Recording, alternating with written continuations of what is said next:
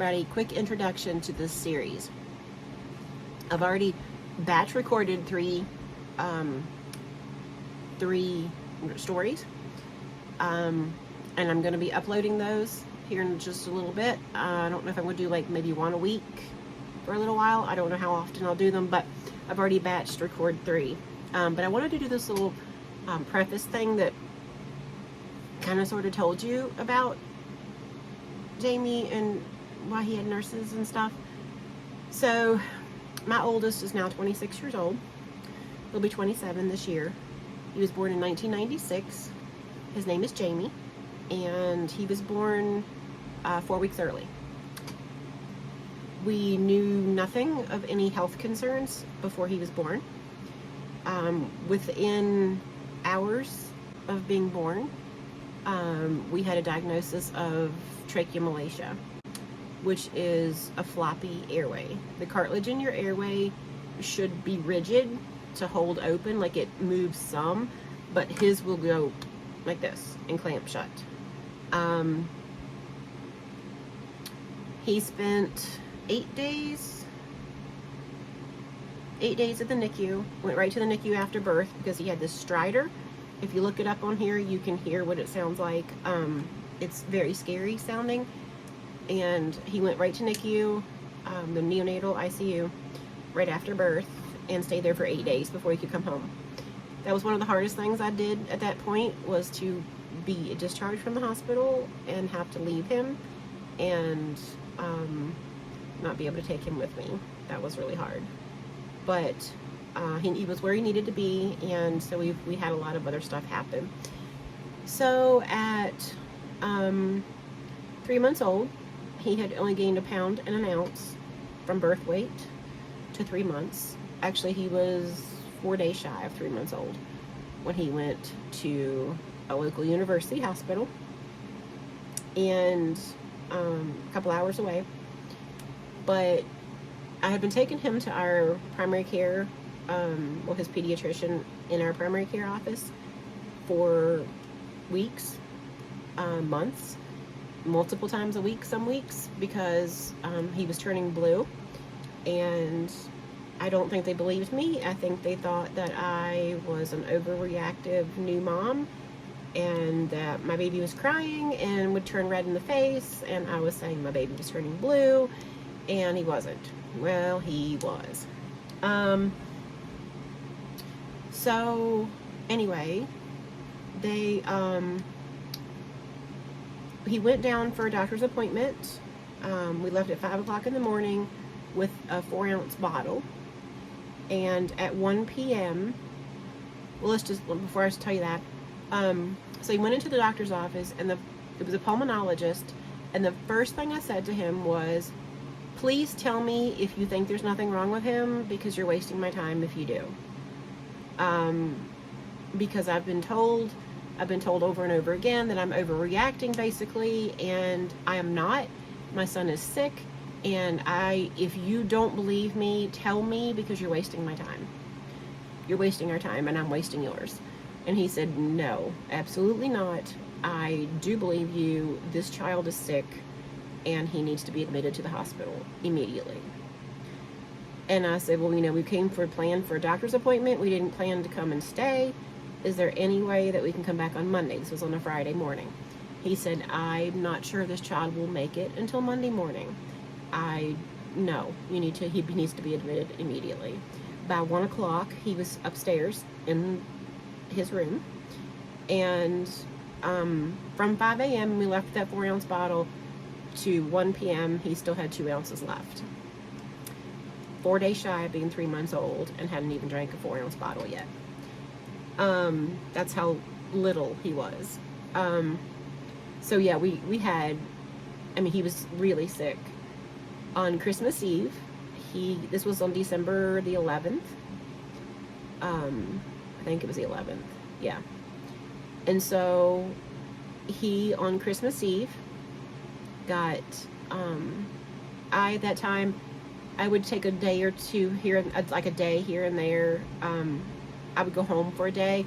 So my mom and I were both staying with him, or at the Ronald McDonald house. And so she would go stay at the Ronald McDonald House one night, and then I would stay with him. And then the next night we would switch. Well, it was Christmas Eve, and Mom said, well, rather than going to the Ronald McDonald House, go home. The day before Christmas Eve. She said, go home, come back later tomorrow evening, and then I'll go home for Christmas. And so that's what we were going to do. We were switching out. And I was going to go home, try to get a little bit of sleep, wash my clothes. I mean, I could wash clothes at Ronald McDonald House, but you know what I mean, like, get prepared to come back. And so I went home the day before Christmas Eve, so I went home on the 23rd. I had just gotten home, and I get a call from my mom. She says, the doctor came in to see Jamie, and they need to talk to you. They want to put a trach in. And I was like, okay. And so basically she said the doctor came in and said, I need to do an examination. Jamie was laying on his belly, which is one of the only ways we could keep his airway open, was for him to lay on his stomach. And she told the doctor, don't turn that baby over. He can't breathe on his back. Doctor turned the baby over. Immediately, he quit breathing. It was quite a bit to get him back and to get his airway to open back up. And anyway, long story short, they got me on the phone, talked about a trach, and I gave permission to do it. Mom signed the papers. After I told her to sign the papers and gave permission with her and gave permission with the doctors. Anyway, the papers were signed. Next day, Christmas Eve, got a trach. A week later, and I do have a book about Jamie. I need to redo it, but yeah, I did write a book about Jamie. A week later, he got his feeding tube because he still wasn't eating. And 2 years later, in December, he got his ventilator. Back then, he was on it 24 hours a day. Now he's only on it when he's sick or at night or right after surgeries. There's been a lot of things happen over the years. We've done CPR on him 4 or 5 times.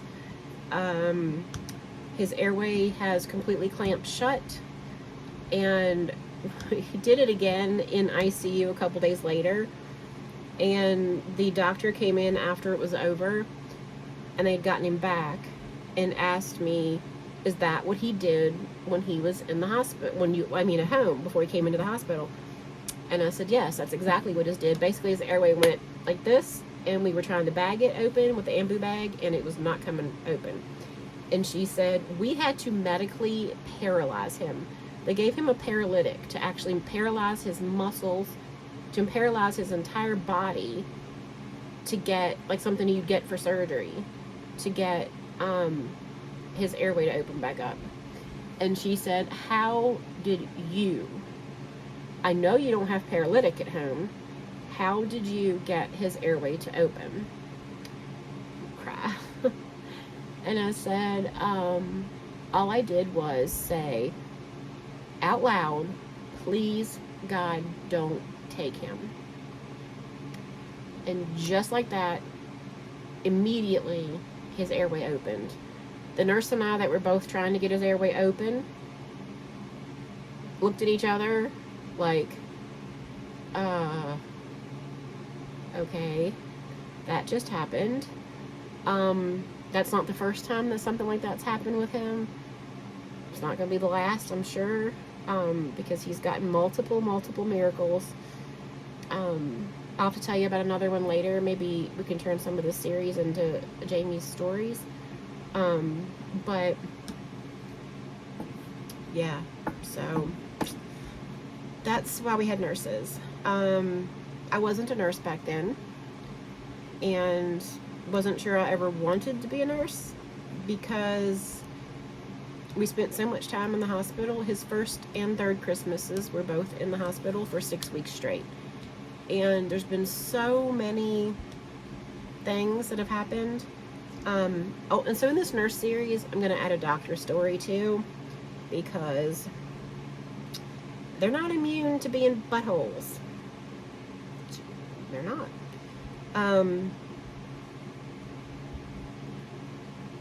So yeah, I'll add a doctor story in here too. But anyway, I'm going to go now. I just wanted to give you kind of a brief discussion of why Jamie had nurses. We don't any longer, not because he doesn't qualify, because he absolutely still would qualify for nurses. It's just that opening your home up to a nurse that you don't trust, it's really hard for me to allow somebody else to take care of him at this point. Not because I don't think there's people out there that could take care of him, because I know that there are. We've had them in the past. They've been excellent. Loved them. But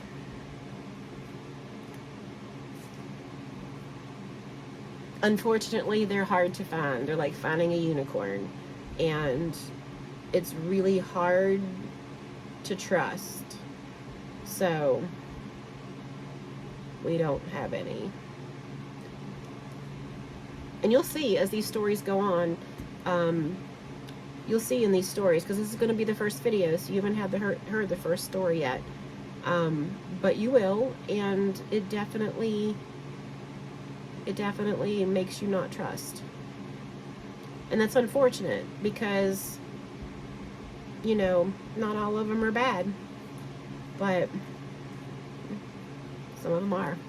All right, see you guys soon. Have a wonderful day. Comment below. I would love to hear from any other parents that are dealing with any of this stuff. Yeah. I don't know what else to say. All right, see you soon. Bye.